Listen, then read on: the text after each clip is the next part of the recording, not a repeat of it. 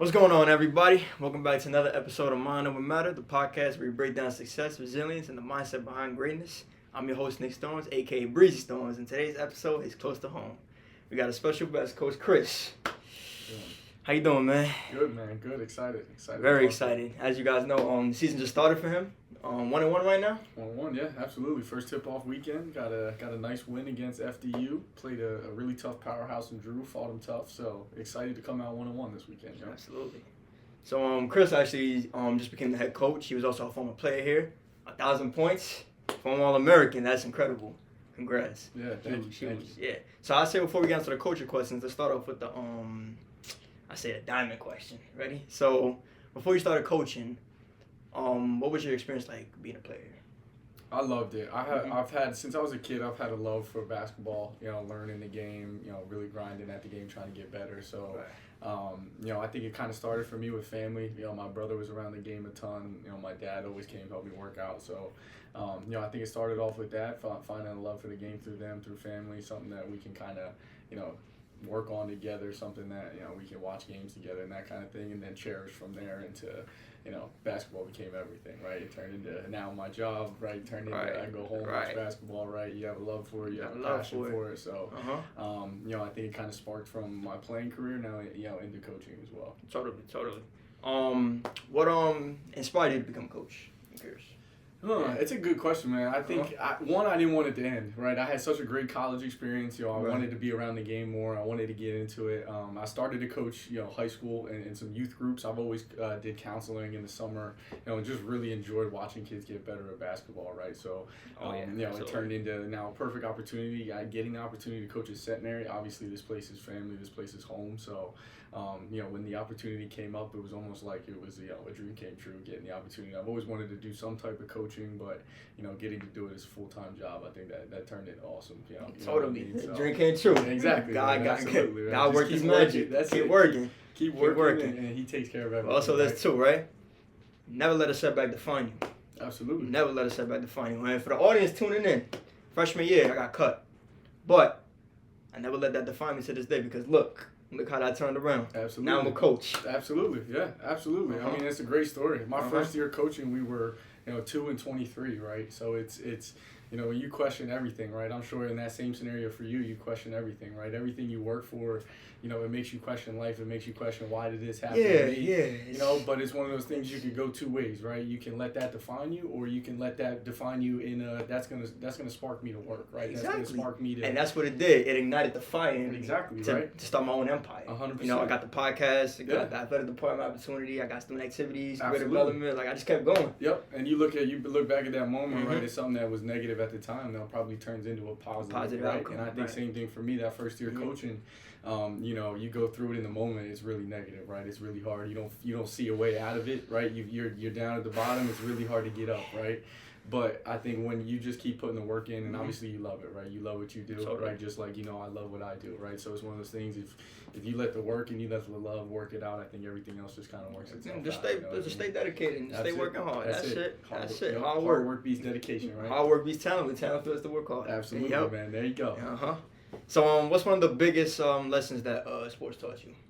A ton. I think the biggest thing is exactly kind of what we talked about is you're going to get knocked down, right? Totally. I try to talk to my team all the time about... about leadership. Leadership. Okay. Absolutely. Very similar, right? So I think for me, leadership is about leading, right? It's not about yelling and hooting and hollering and telling people what to do. It's, it's being somebody that's there for them every day, right? Totally. If I didn't do it myself, I can't ask you to do it, right? If I'm not out there, working just as hard as you guys, I can't expect that, right? So it's a standard, setting a standard for your players, setting a standard for, whether you're a manager, whether you're a coach, whatever it is, you're setting that standard, then you got to live up to that standard every day, right? So I think, that was something I learned very on day one, right? Is as I want to be the coach that I am not just talk, right? I want to be out there with them working out, right? I want to be, and I think having that playing career helped, right? Because that's the kind of player I was, I got to show up every day and I got to be the hardest worker in the room, right? So now as a coach, right? Absolutely. I think you can bring that into your leadership style, right? And then I'm going to be be the example for everybody. I'm going to make sure,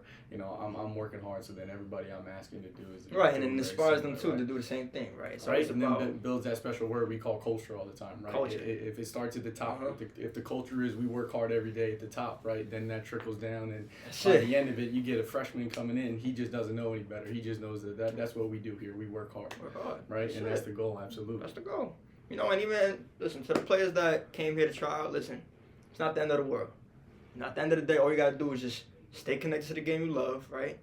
And just keep working hard, At the end of the day, can't let a setback define you. Absolutely, right? Find your passion. Find your passion. Right? Find a role. I think that's a big thing, too, is a lot of guys think with college basketball, it's all coming in and I want to score a lot of points, right? I want to do like the highlight reel stuff. I think the main thing with college basketball is it's really hard to get into, right? So you got to come in, find a role, and then when you find that role, excel in it, right? And then once you excel in that role, then you can add on to that role some more, right? So I think that's a big thing is for high school kids now is everybody wants to come in and score 20 points a game, right? And unfortunately, at the college level, it just doesn't happen. That doesn't right? happen. You know what I mean? There's a difference between high school ball and college ball. Exactly, right? At the college level, if you can come in, defend, if you can come in, communicate, really be high energy, right? If you can come in, be a really good teammate, that's going to set you above everybody else, right? There and you then go. all the extra stuff is bonus, the scoring, right? All that extra. So, yeah, absolutely, definitely. So,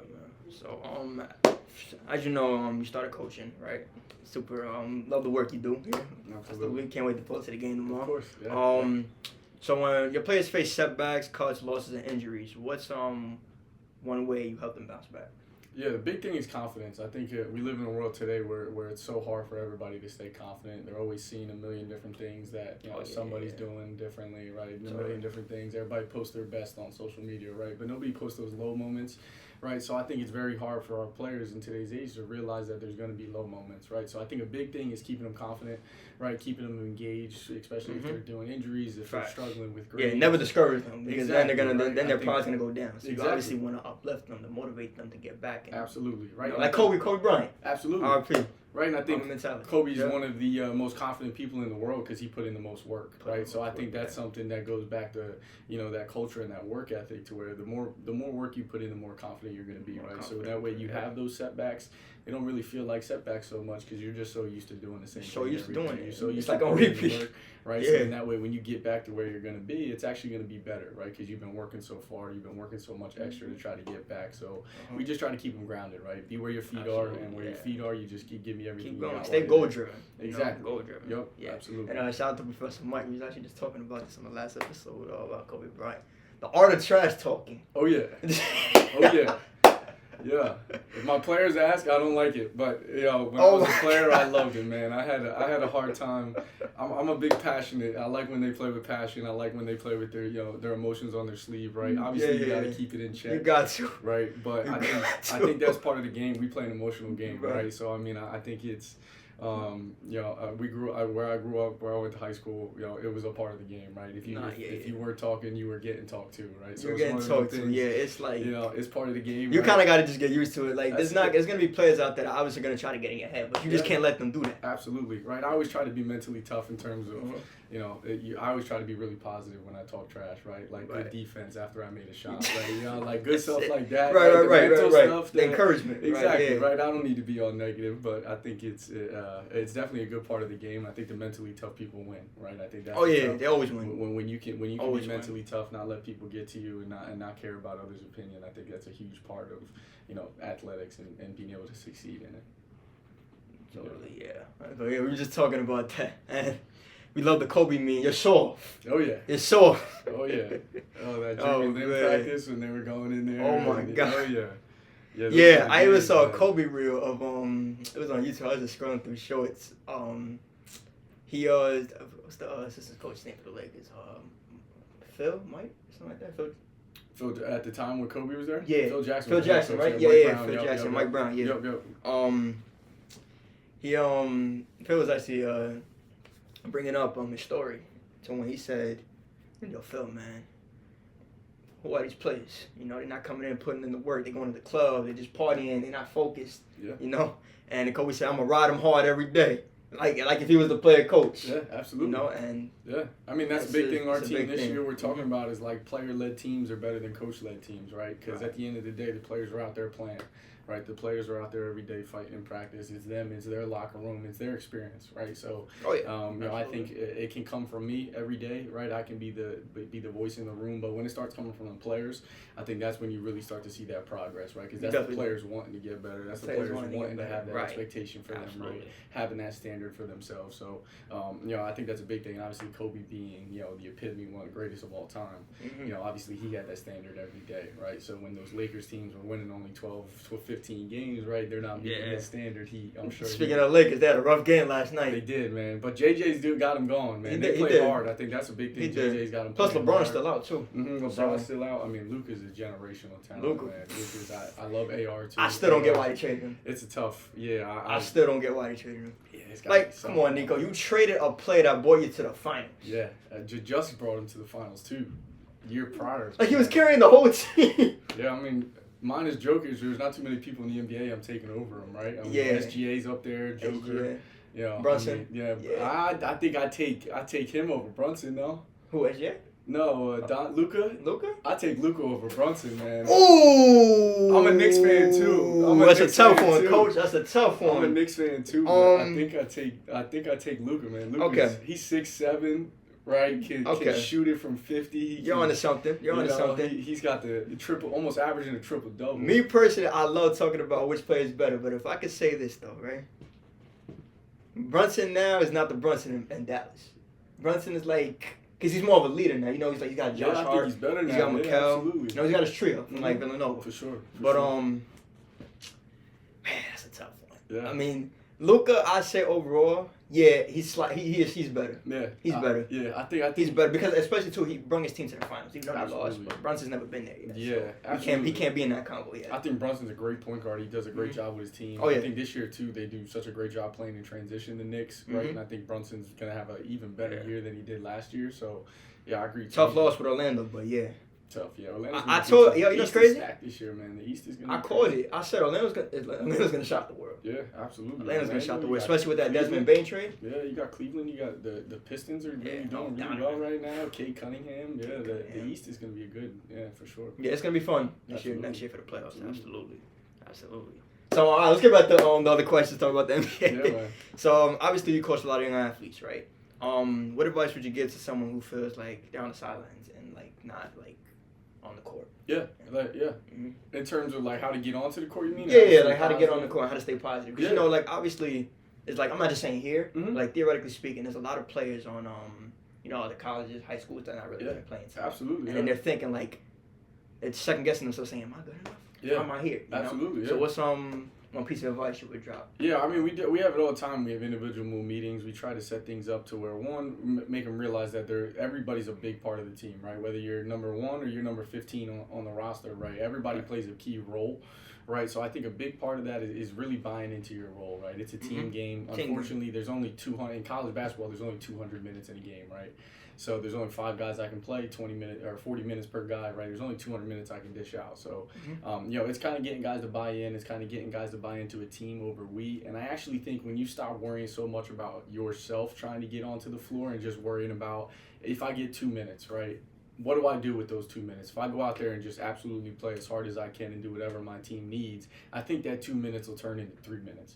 You know what I mean? And then you go out there and then 3 minutes actually, and it turns 3 minutes into and 4 minutes, 4 minutes. Right? And then while now, right? It's a consistency, right? Because what are you looking for as a coach? You're looking for trust, right? Absolutely. Consistency.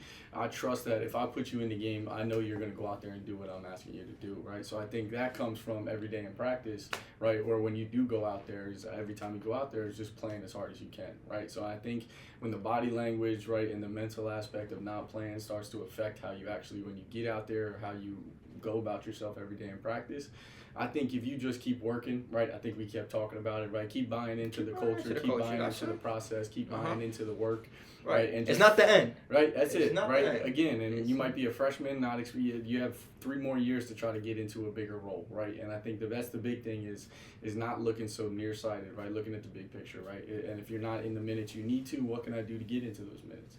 right? Ask your coach, what do you expect from me to get more minutes, right? Ask your coach, what do you expect, right, to get onto the floor? How can I get onto the floor?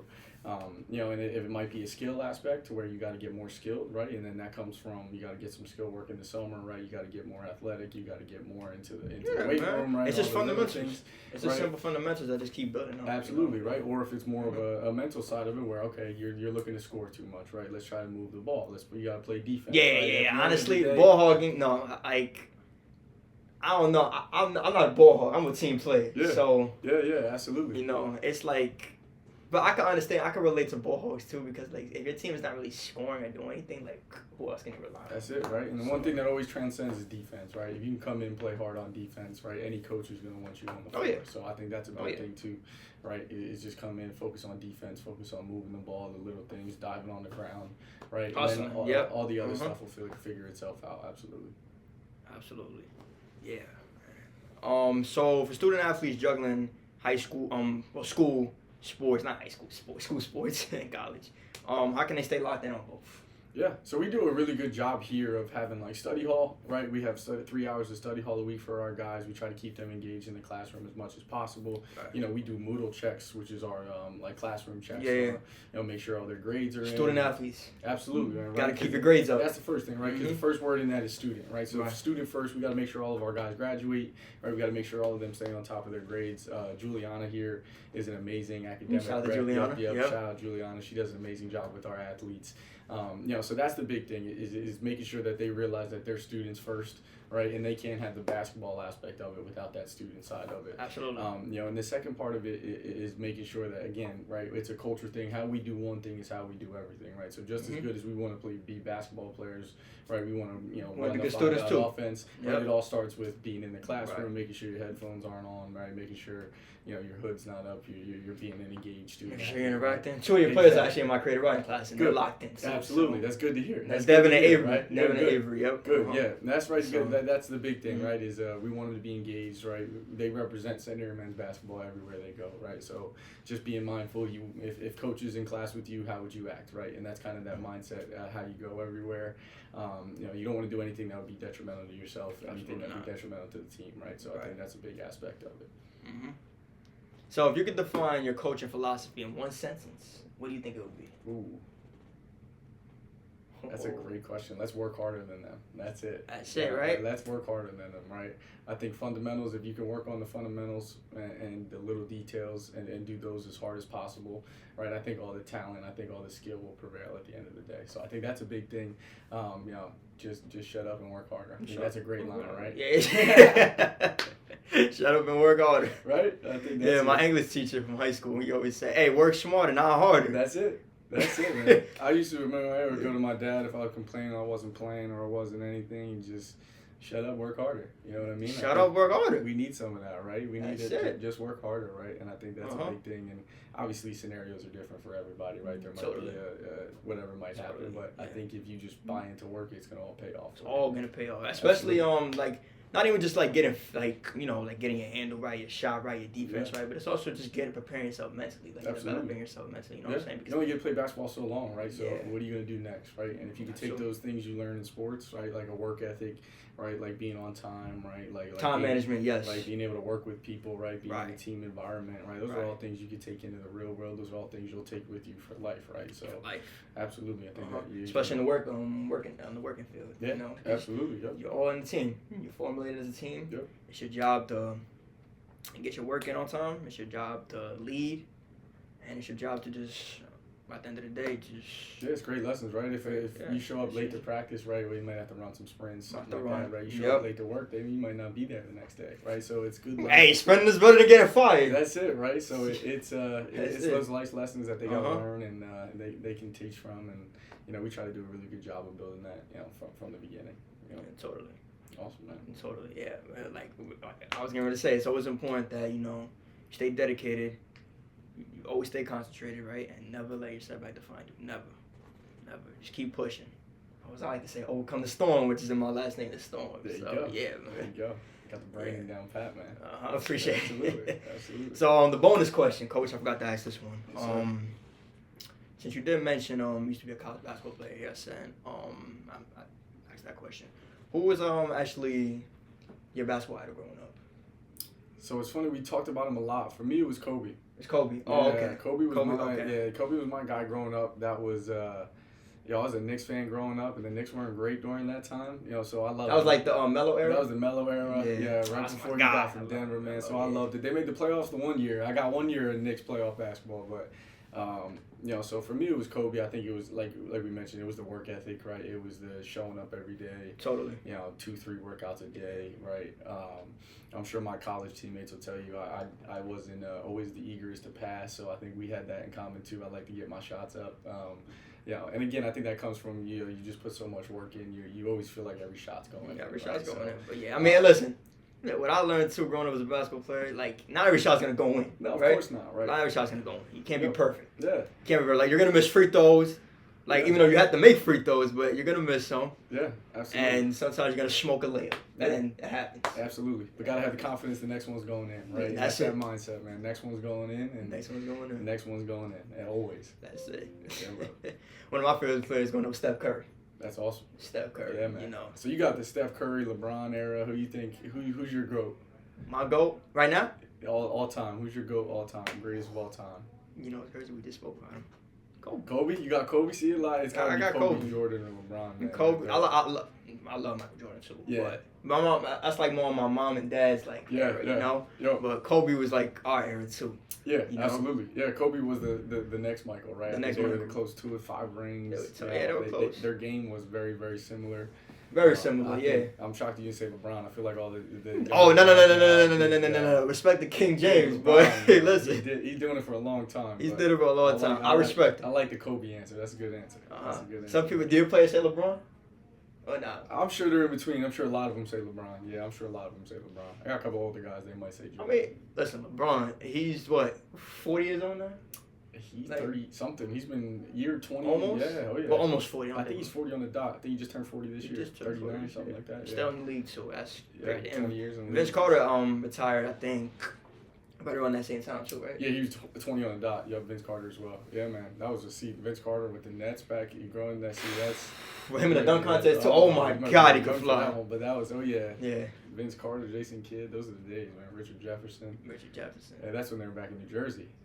New Jersey Nets. Yeah, man. Yeah. New Jersey Nets. Oh man, just take me back. New Jersey Nets, Bobcats. Yeah. It's like the name just changed. Anytime you get bored, you just come over to the coach's office. We'll chat, talk about basketball for a couple hours. That's it. Have some lunch. There you go. That's it.